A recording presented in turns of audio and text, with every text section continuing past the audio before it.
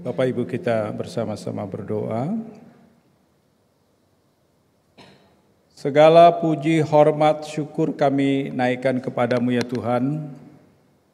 Oleh karena kasih karunia Tuhan berlaku sepanjang masa di dalam hidup kami. Dan pagi ini untuk yang kesekian kalinya kami boleh kembali mengalami kasih karunia Tuhan. Sebelum kami membaca dan merenungkan sebagian firman-Mu yang menjadi makanan rohani kami, kiranya Roh-Mu menolong kami ya Tuhan, menyertai kami dan mencerahkan hati pikiran kami, supaya pada waktu kami membaca, pada waktu kami merenungkan kebenaran-Mu ini Tuhan, kami diperkaya, kami dimampukan untuk kembali menjalani kehidupan kami dan menghadapi berbagai macam tantangan yang ada di dalam hidup kami. Kiranya Tuhan menolong kami, sebab doa ini kami naikkan di dalam nama Tuhan Yesus Juru Selamat kami yang hidup. Amin. Jemaat dipersilakan duduk kembali. Selamat pagi Bapak Ibu. Masih kurang keras ini ya. Selamat pagi Bapak Ibu. Nah, ini menunjukkan bahwa sarapan paginya tadi benar. Bagus. Kita akan bersama-sama membaca, merenungkan sebagian firman Tuhan yang ditulis di dalam kitab Kejadian pasalnya yang ke-32. Ayat 22 sampai dengan ayatnya yang ke-31. Dan tema khotbah yang disampaikan ke saya judulnya sangat singkat, yaitu Peniel. Peniel. Mari kita sama-sama membaca catatan yang ada di dalam kisah Kitab Kejadian pasal 32 ayat 22 sampai dengan 31. Dan saya mohon kita membaca secara bergantian. Saya ayat yang ke-22 dan Bapak Ibu ayat yang ke-23. Demikian selanjutnya sampai selesai. Pergumulan Yakub dengan Allah. Pada malam itu Yakub bangun dan ia membawa kedua istrinya, kedua budak perempuan dan ke-11 anaknya, dan menyeberang di tempat penyeberangan sungai Yabok. Sesudah ia menyeberangkan mereka, ia menyeberangkan juga segala miliknya. Lalu tinggallah Yakub seorang diri, dan seorang laki-laki bergulat dengan dia sampai fajar menyingsing. Ketika orang itu melihat bahwa ia tidak dapat mengalahkannya, ia memukul sendi pangkal paha Yakub, sehingga sendi pangkal paha itu terlecok ketika ia bergulat dengan orang itu. Lalu kata orang itu, "Biarkanlah aku pergi, karena fajar telah menyingsing."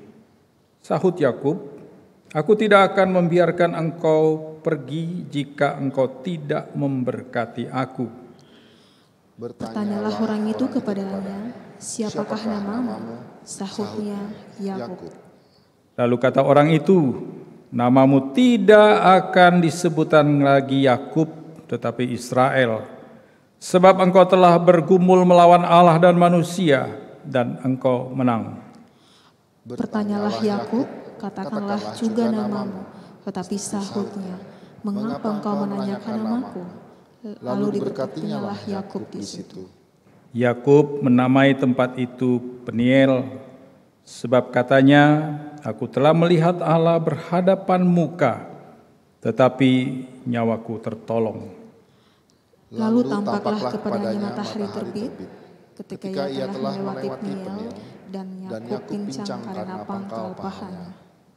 Saya lanjutkan ayat 32-nya. "Itulah sebabnya sampai sekarang orang Israel tidak memakan daging yang menutup sendi pangkal paha, karena dia telah memukul sendi pangkal paha Yakub pada otot pangkal pahanya." Saudara, fokusnya di ayat yang ke-30 yang demikian bunyinya. Aku telah melihat Allah berhadapan muka, tetapi nyawaku tertolong. Saudara, kisah tentang tempat yang bernama Peniel ini adalah kisah yang tidak boleh dilupakan oleh orang-orang Israel. Karena nenek moyang mereka, Yakub, diberi nama Israel di tempat ini.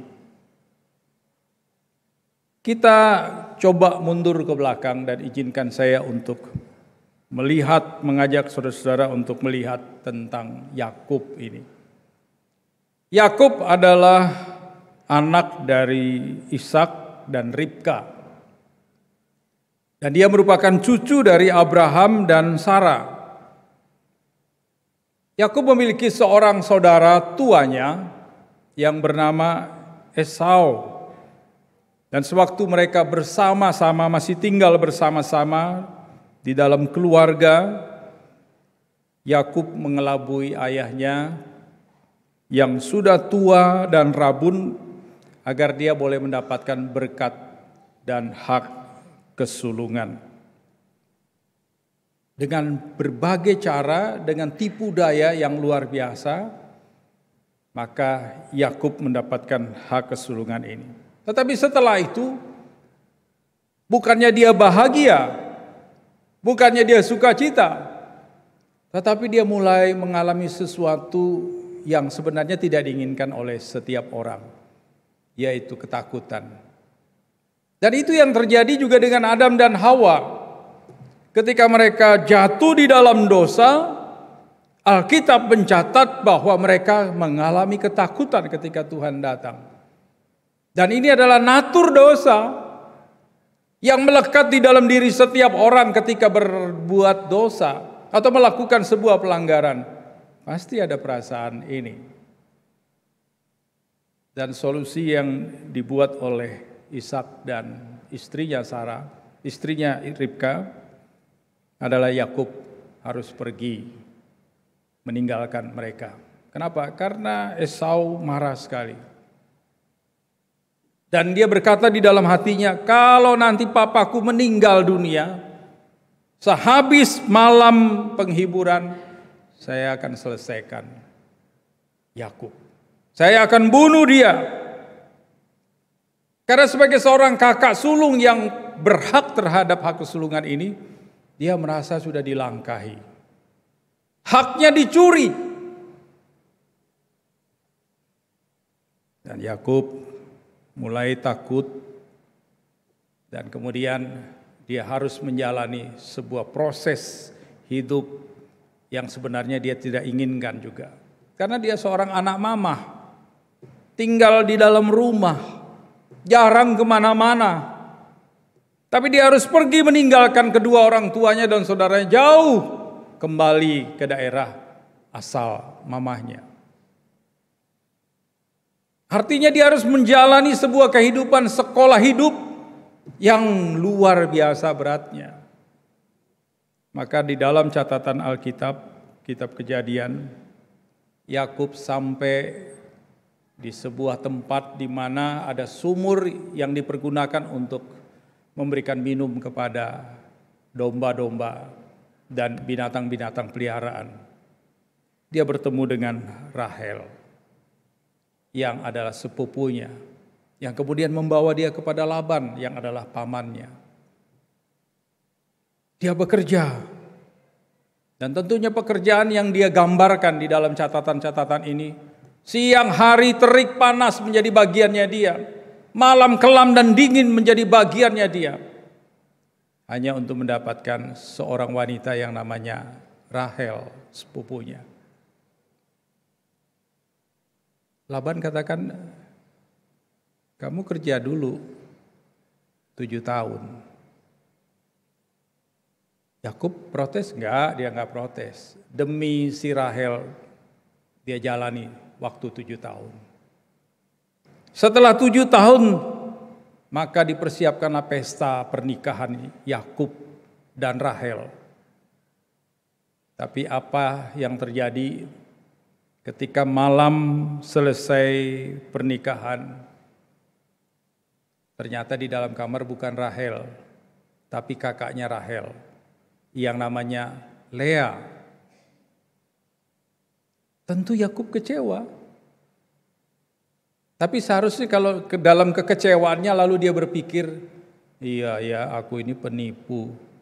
Giliran sekarang aku yang ditipu ini. Gak apa-apa dah. Gak ada akar, kayu pun jadi. Atau tidak ada kayu, akar pun jadi. Tapi Yakub tidak putus asa. Dalam kekecewaannya dia sampaikan hal ini kepada Laban mertuanya. Apa-apaan ini? Laban bilang, iya memang itu yang seharusnya dilakukan dalam tradisi kami. Tidak boleh seorang adik melangkahi kakaknya. Tapi kalau kamu betul-betul ingin Rahel, kerja lagi 7 tahun. Dan akhirnya Yakub pantang menyerah. Dia jalani masa 7 tahun untuk mendapatkan istri yang dia inginkan, yaitu Rahel. Dan setelah 7 tahun, totalnya 14 tahun, akhirnya dia dinikahkan oleh Laban untuk mendapatkan Rahel. Luar biasa. 2 istri. Satu yang dia cintai, yang satu bonus. Saudara-saudara, setelah itu dia harus bekerja bersama-sama dengan Laban. Memberikan kontribusi kepada Laban supaya Laban terus diperkaya. Dengan ternak-ternaknya yang begitu banyak. Tapi Laban masih punya hati. Dia berikan kesempatan kepada Yakub. Kalau domba ini warnanya ini itu bagianmu. Silakan ambil. Saudara-saudara, Yakub punya trik. Yakub punya hikmat yang luar biasa. Sehingga dengan trik, dengan hikmat, dengan kepandaiannya, akhirnya domba-domba yang dipersyaratkan untuk menjadi miliknya itu lahir terus. Dan itu menjadi bagiannya dia. 6 tahun lagi dia bekerja dengan Laban. Totalitasnya adalah 20 tahun. Melihat berkat yang dialami oleh Yakub begitu banyak, segala sesuatu yang dikerjakan oleh Yakub itu berhasil, Laban kemudian mulai berpikir, dan pikirannya ini pikiran licik. Dia mulai mengambil sedikit demi sedikit bagiannya Yakub. Dan lama-lama Yakub mulai sadar.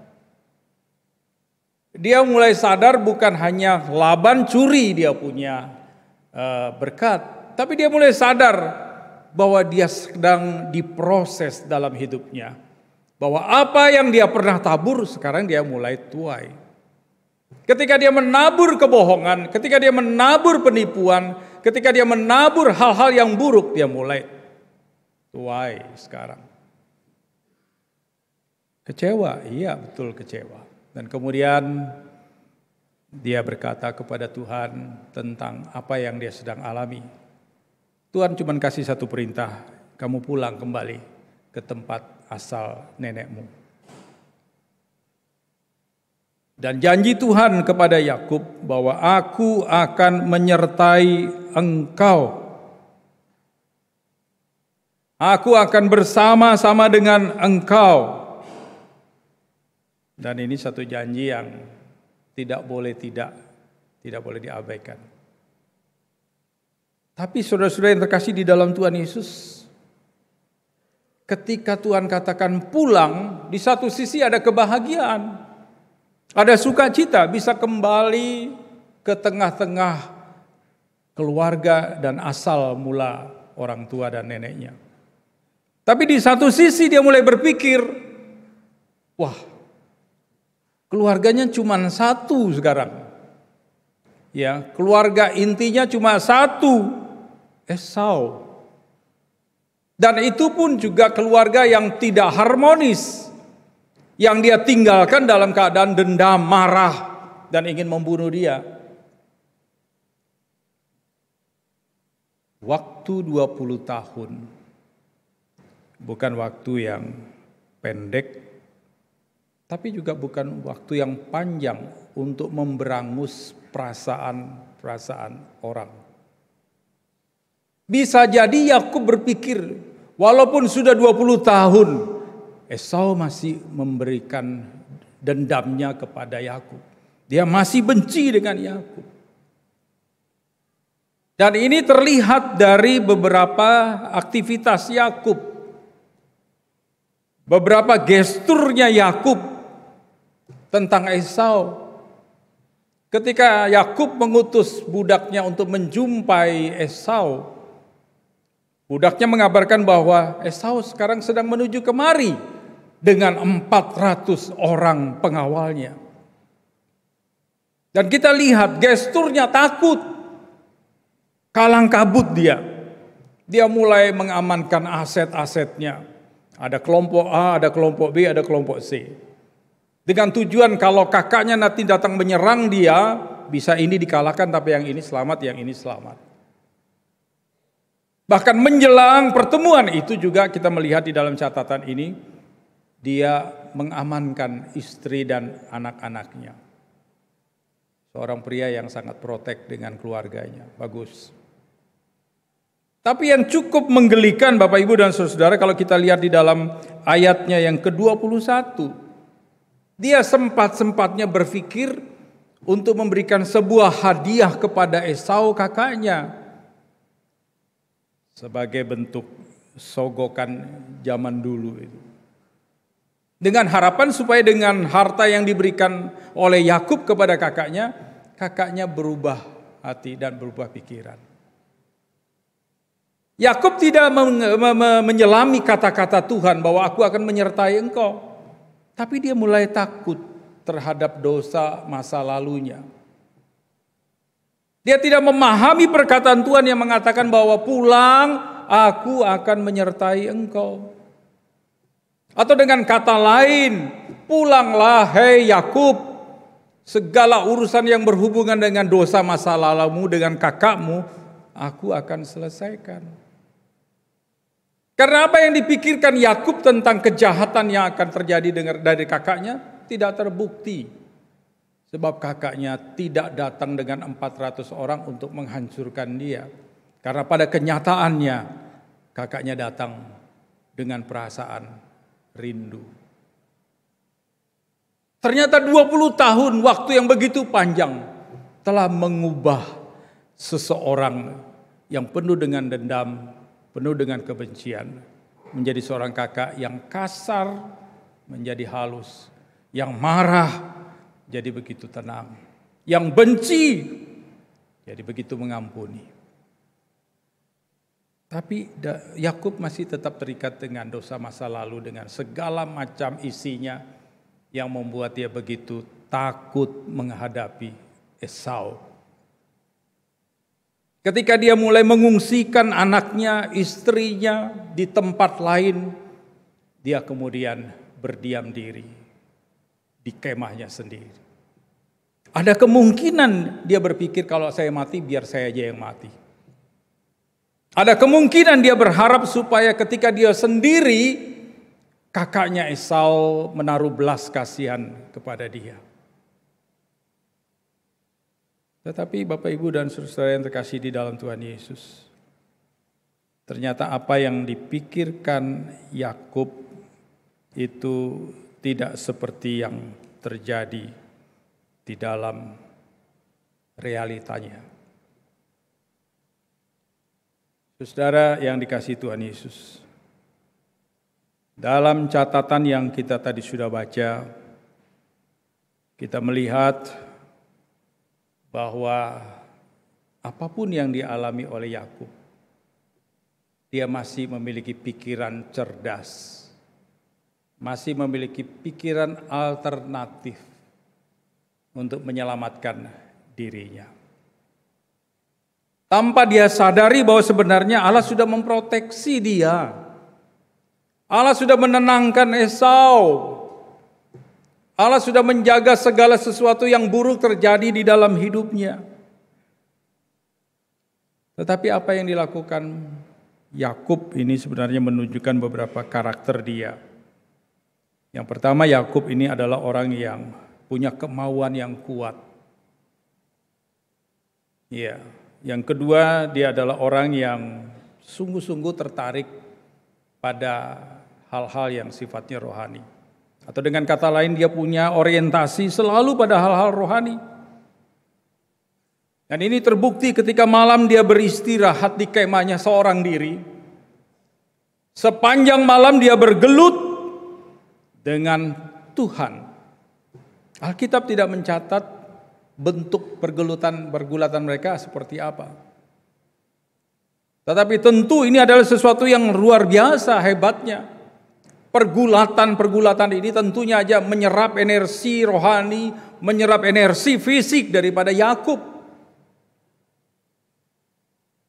Dia mempertahankan hal-hal yang paling inti dalam hidup manusia itu, berkat. Dia tidak mau lepaskan pergulatan itu. Ketika Tuhan bilang, ya sudah, lepasin saya. Dia bilang, tidak, sebelum engkau memberkati aku. Rupanya keinginan masa mudanya tentang hak kesulungan, tentang berkat kesulungan ini terus ada. Sampai di masa-masanya yang tua ini dia masih tetap menginginkan supaya berkat Tuhan, berkat rohani itu terus mengalir di dalam kehidupannya. Dan kemudian kita melihat dari hasil pergumulan ini, Yakub mendapatkan berkat yang luar biasa besarnya. Ketika Tuhan memberkati dia dengan mengatakan, siapa namamu? Yakub bilang, namaku Yakub.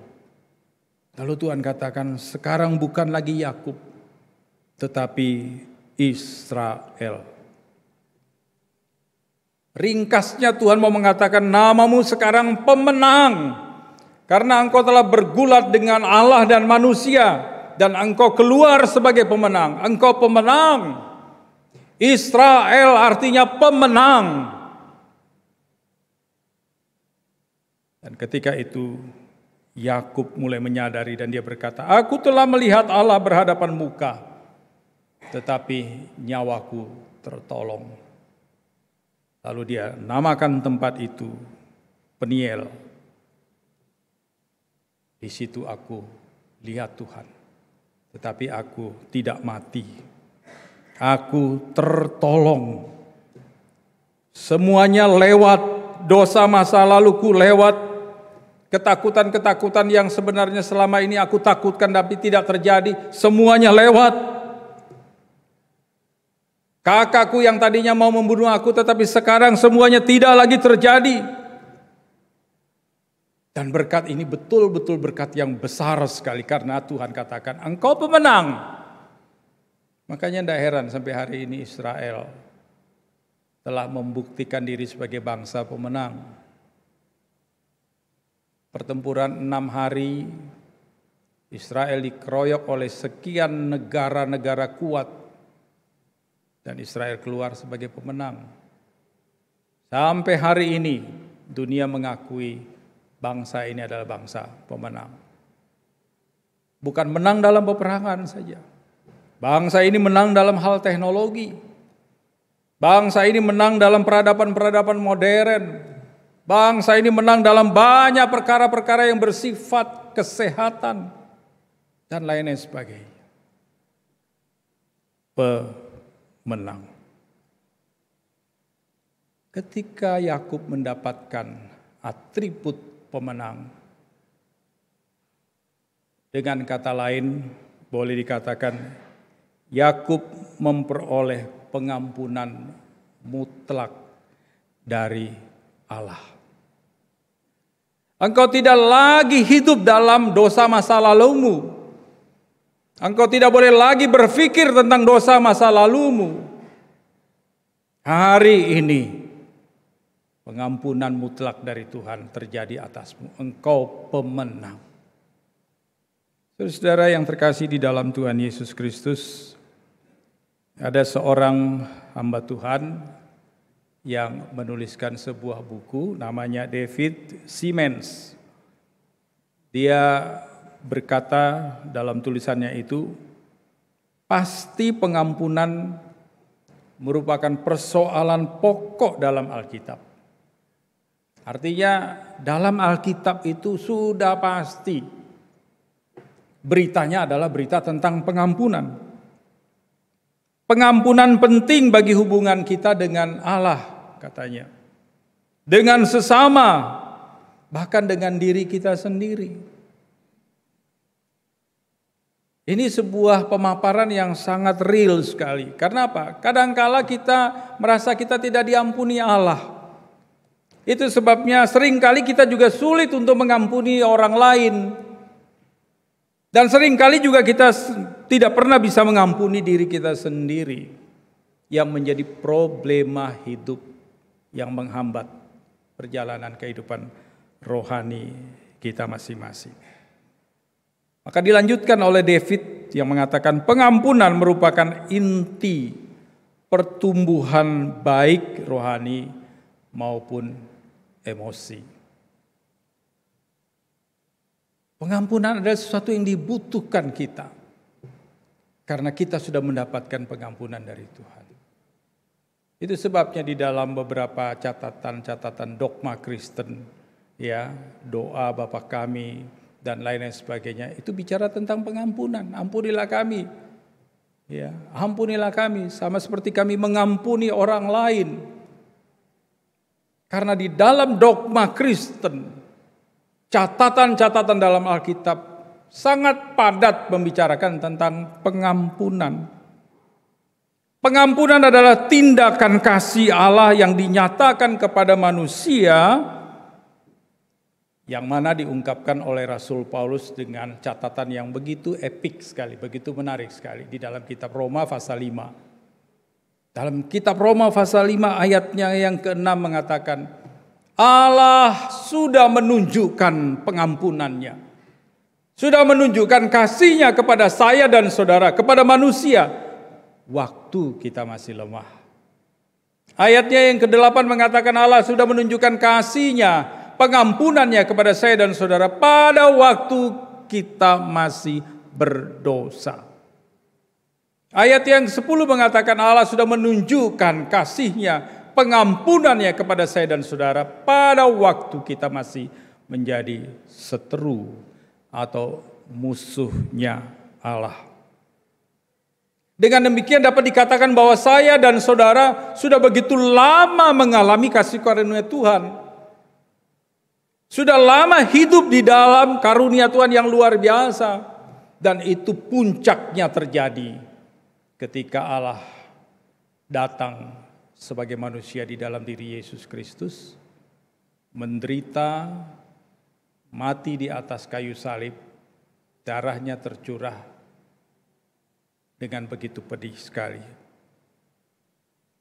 Dan ini menunjukkan bahwa pengampunan yang Tuhan berikan sudah lunas dibayar melalui pengorbanan penderitaan Tuhan Yesus di atas kayu salib.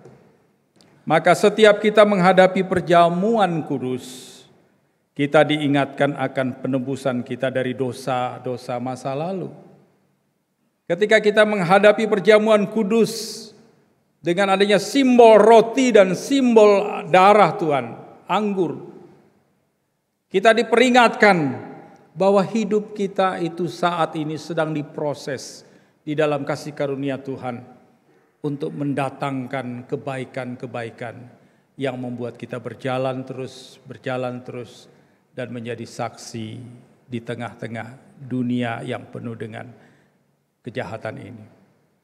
Saudara-saudara yang dikasihi Tuhan Yesus Kristus, oleh sebab itu melalui kisah ini kita belajar untuk terus menjaga kesopanan dalam kerohanian kita. Kesucian hidup kita jaga. Kenapa? Kita sudah dapat pengampunan. Kita sudah dapat kasih karunia. Yang wajib kita lakukan hari ini adalah berlaku sopan dalam kehidupan rohani. Melakukan apa yang Dia katakan, apa yang Dia inginkan di dalam kehidupan kita. Supaya dengan demikian makin hari, makin nama Tuhan dimuliakan melalui hidup saya dan saudara sebagai orang percaya yang sudah ditebus dari dosa-dosa masa lalu kita. Kita berdoa.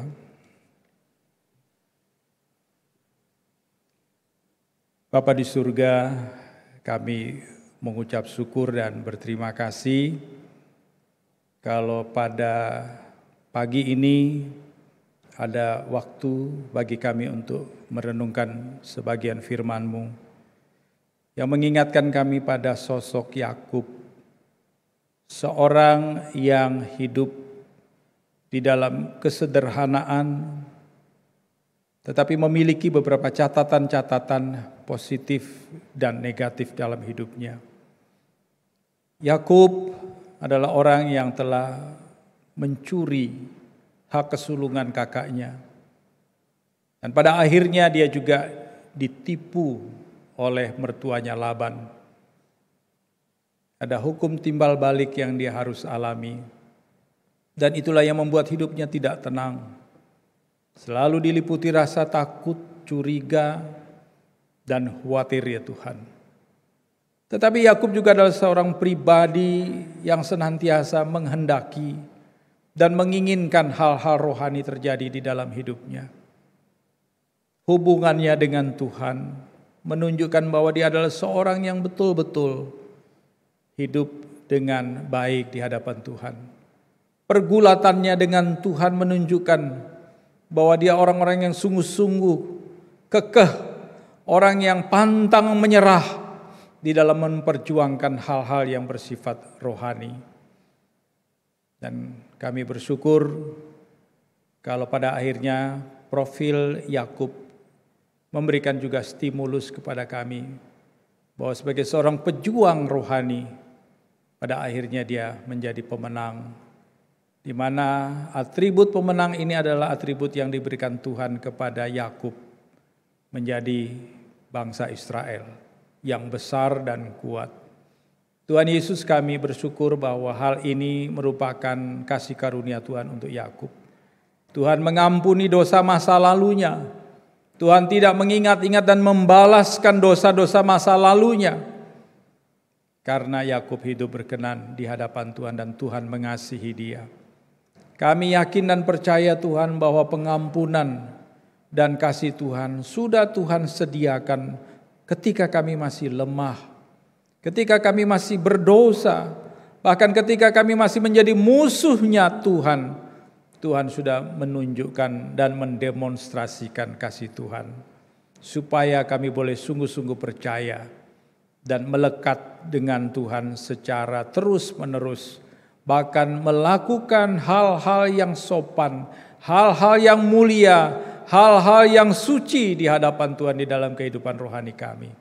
Kami berterima kasih untuk renungan pagi ini, dan hamba-Mu sudah selesai berbicara, tetapi kiranya Roh-Mu terus berbicara di dalam hati kami, menguatkan kami, menghiburkan kami ya Tuhan.